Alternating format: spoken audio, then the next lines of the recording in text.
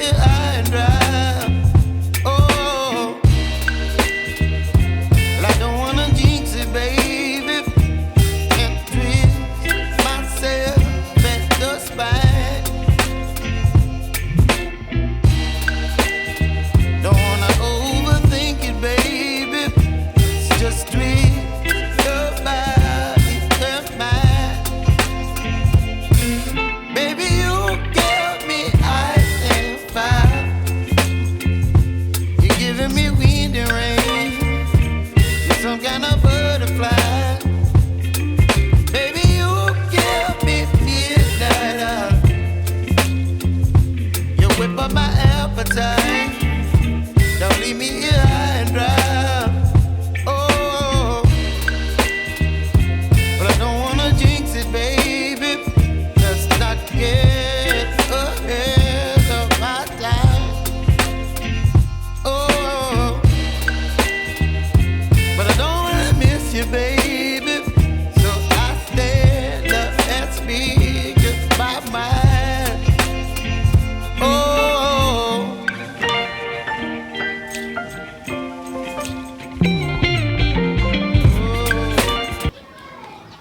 Guys, kamusta na?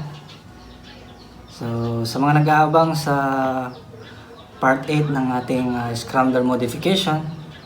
So, heto na guys, So, pasensya na kung natagalan tayo gawa ng matagal yung delivery ng order nating spray paint, So, as your suggestion, magre-repaint tayo ng ating engine ng kulay black gamit itong samurai paint. So, pasensya na guys kasi online ko pa ito nabili, So, matagal yung delivery dito gawa ng probinsya tayo. So, pasensya na talaga. So, bago pagpatuloy itong video natin, nais ko muna magpasalamat sa mga nag-subscribe sa aking channel, sa mga nanood, sa mga nag-like and share. Salamat sa inyo. Kung bago ka pa lamang sa aking channel, don't forget to click the subscribe button below and click mo na rin yung notification bell kung gusto mong updated ka lagi sa mga bago kong video. And like and share mo na rin kung nagustuhan mo ang video na to.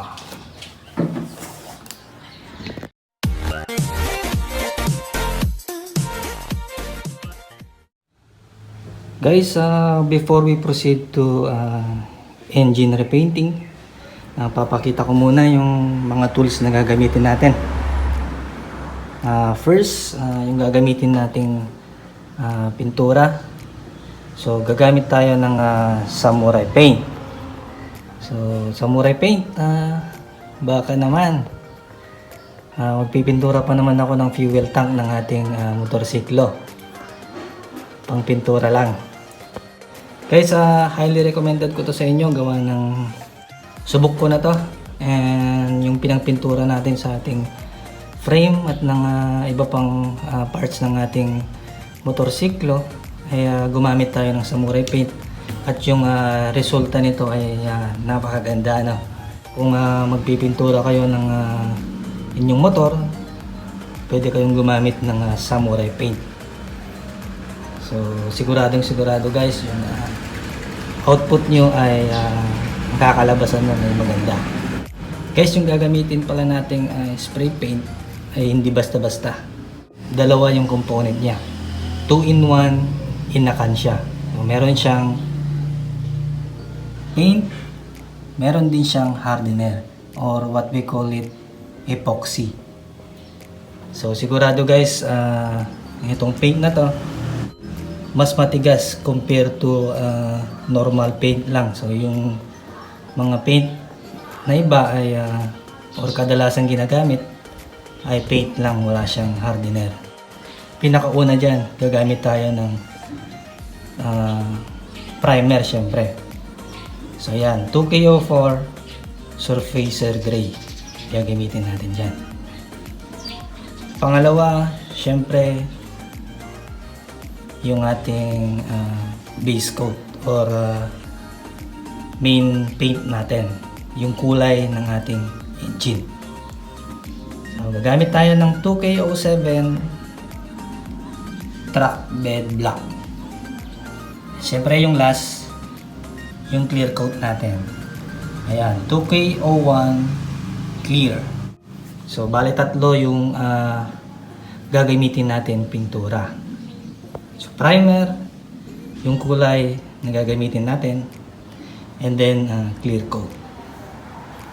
Yan, pangalawa dyan, siyempre tatanggalin natin yung pintura or lumang pintura ng ating engine, ano? So ayan, gamit tayo ng paint remover at saka paint brush, and then gamit din tayo ng alcohol at ng basahan, ano, para bago natin pinturahan yung ating motor. So punasan muna natin siya, tanggalin natin yung mga dumi at mga langis na natira sa ating engine. Gamit tayo ng wire brush, manipis lang para yung sa may black ay kayang abutin, ano, kaya natin i-brush. And then 600 grit sandpaper. So yan, bago nating pinturahan, isasand muna natin yung ating, or lilihain muna natin yung ating makina. And syempre, kung gusto nyong bumilis yung trabaho nyo, gamit kayo ng cup brush at ng angle grinder. Yan lang yung gagamitin ko, guys.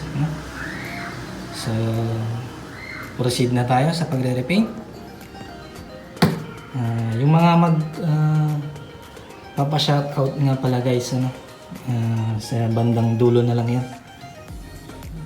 Panoorin nyo muna itong ating video. So let's go.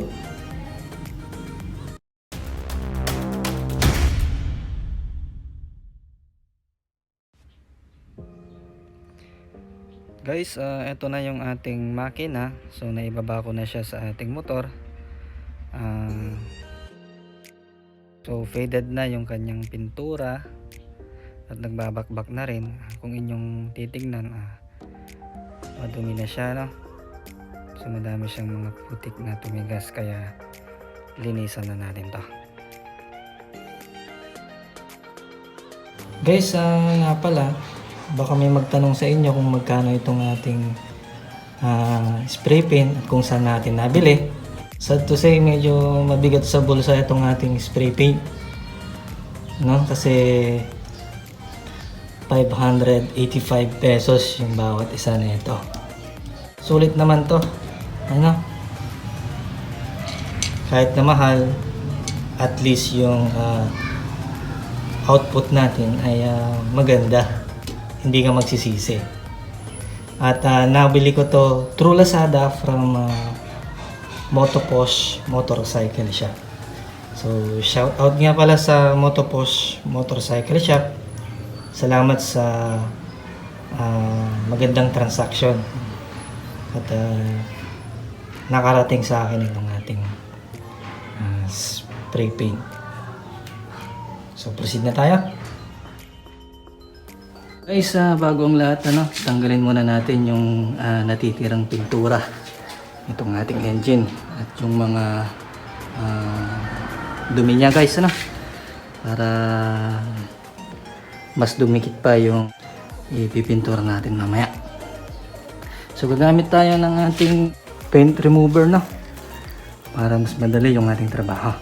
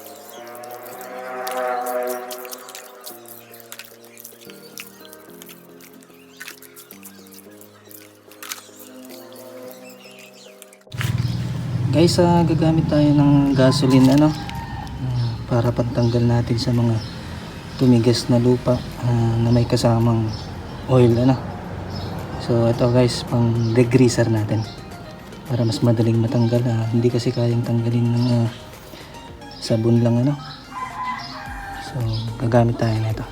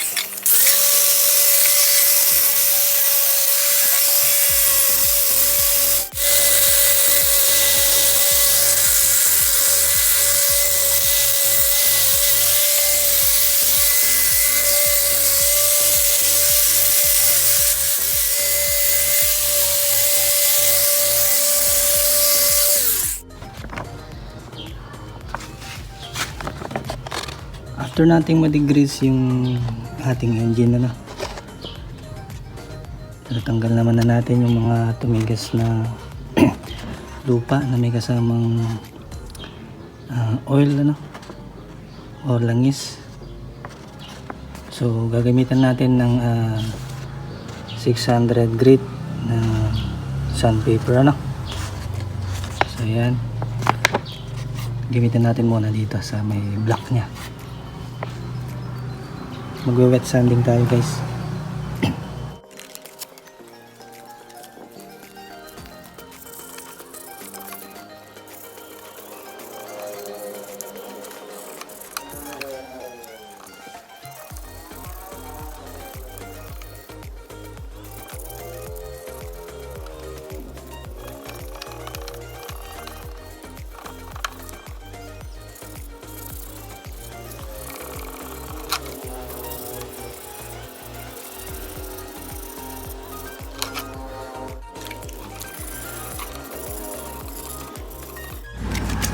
Guys, kaya natin ginagamitan ng sandpaper para mamaya mas kumapit yung primer natin, para hindi siya basta-basta matutuklap.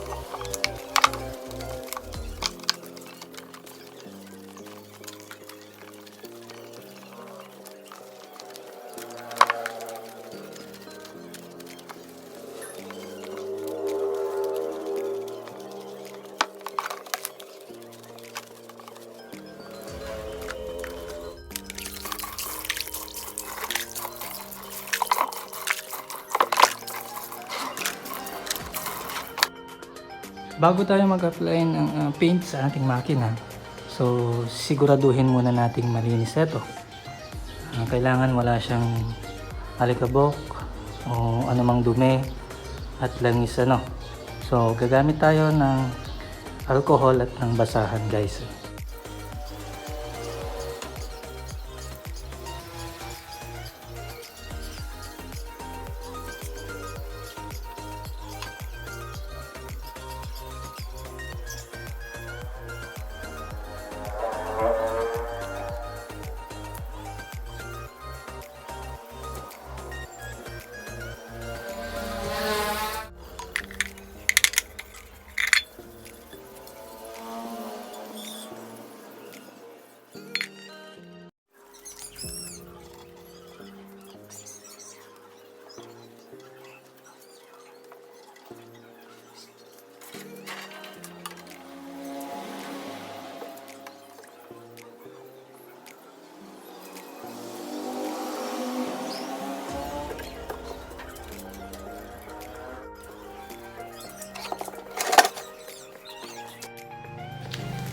Guys, so tapos na yung preparation ng ating engine for repainting. So ayan, magpipaint na tayo. Ang una nating i-apply syempre yung ating primer.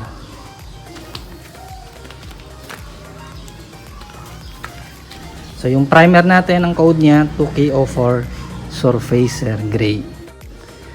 Guys, dalawang compound kasi to, paint at saka hardener.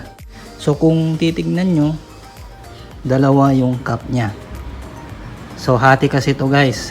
So ang gamit nito or paggamit nito, tanggalin nyo yung cup, yung round cup. Ayan. So kung makikita nyo yung kulay red, so pipress natin to para maghalo yung dalawang compound sa loob.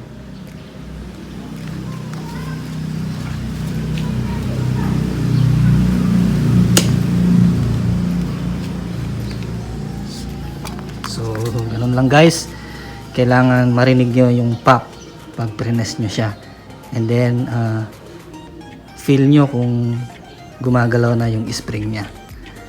So pag na-pop nyo na siya, press nyo na, syempre shake nyo na agad. Sinishake natin siya para maghalo yung dalawang compound nya sa loob. Guys, 2 minutes yung pag-shake nyo na ito. So medyo matagal, pero yun yung instruction nya. So kailangan sundin para maayos yung buga ng kanyang spray at mahalong mabuti yung dalawang compound na nasa loob niya. Ayan guys, na-mix naman na natin, kaya mag-a-apply na tayo ng primer natin. Ayan, so yung distance no ng pintura from object na pipinturahan natin, 8 cm to 15 cm yung layo. Kaunting paalala lamang guys, kailangan nakagas mask kayo kasi bawal malanghap yung amoy ng ating pintura. So masama sa kalusugan yun, kailangan yung mag-gas mask. So yung pag-i-spray na ito guys ay back and forth lang. So guys, bago natin i-apply yung ating primer, so test muna natin kung maayos ba yung kanyang buga.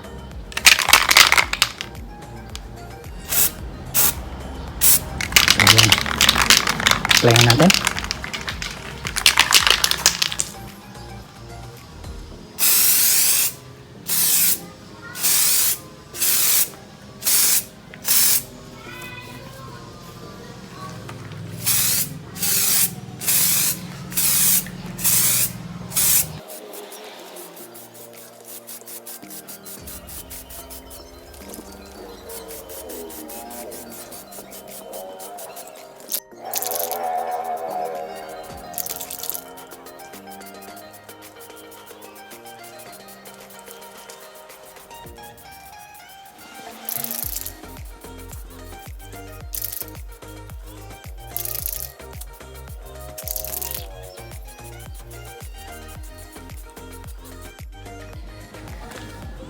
after 1 hour, tuyo na yung ating primer. Sunod na natin itong ating main paint, which is black. So, ang code ng ating main paint, 2K07 track bed black.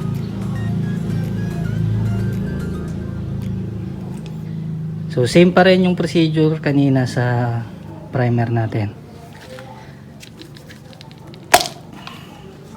So, ito guys, pop natin. Press lang natin to. So, ayan. And then, shake natin ng 2 minutes.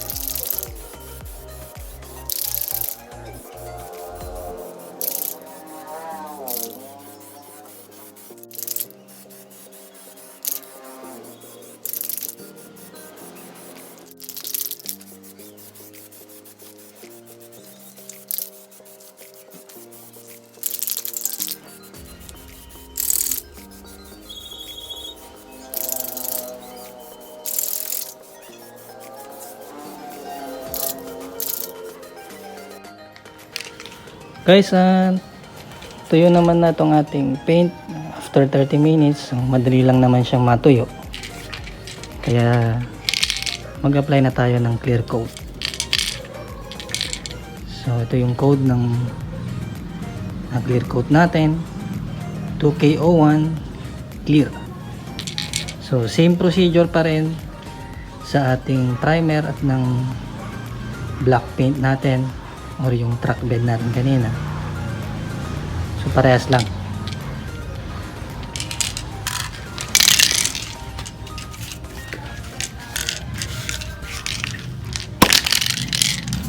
So press natin ulit to guys, So sa una to hindi maglalaro So ayan.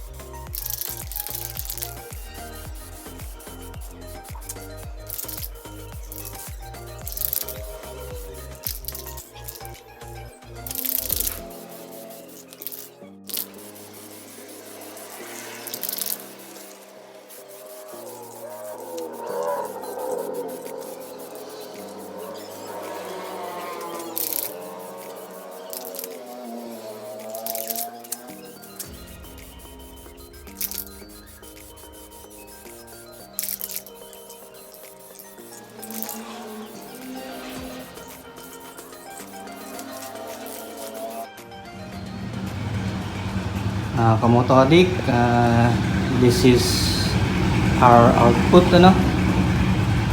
so kayo na lang bahalang humusga at hindi tayo binigo ni Samurai Paint. Ganda ng output natin, so the best yung paint natin dito, so yan. Salamat nga pala kay Samurai Paint, sa magandang paint nila. So shout out nga pala. So the best kayo. At magre-repaint lang ako ng ating gas tank. So kung inyong titignan, papansin doon, ano na siya, nag-fade na. So sa mo repaint, baka naman magre-repaint ako ng gas tank natin. Baka pwede naman. So yan guys, hanggang dyan lang muna yung video natin. So punta na tayo sa mga shoutouts. So guys, maraming salamat nga pala sa mga nag-subscribe, sa mga nanood, nag-like ng ating video, nag-share. So maraming salamat sa inyo. At dahil sa inyo, lumaki na yung channel natin. So meron na tayong 2,000 subscribers. So maraming salamat at keep supporting para mas maingganyo pa akong mag-share or gumawa ng mga video para mai-share ko sa inyo. Yan, shoutout na tayo. Unahin ko na syempre yung pinakamakulit sa lahat kasi every video ko daw kailangan ko siyang ma-shoutout. Pero hindi naman pwede kasi mauumay yung mga makakarinig. So yan, syempre shoutout sa maganda at sexy kong asawa. So me, love you. God bless you. And kay Danilo Pacampara, kay Pidot NOB or Love from Mindanao, kay Mr. Roland Enriquez, kay Piolo Greg Chorawal. So maraming salamat sa inyo. God bless you all. Hanggang sa susunod na naman nating video. Keep supporting.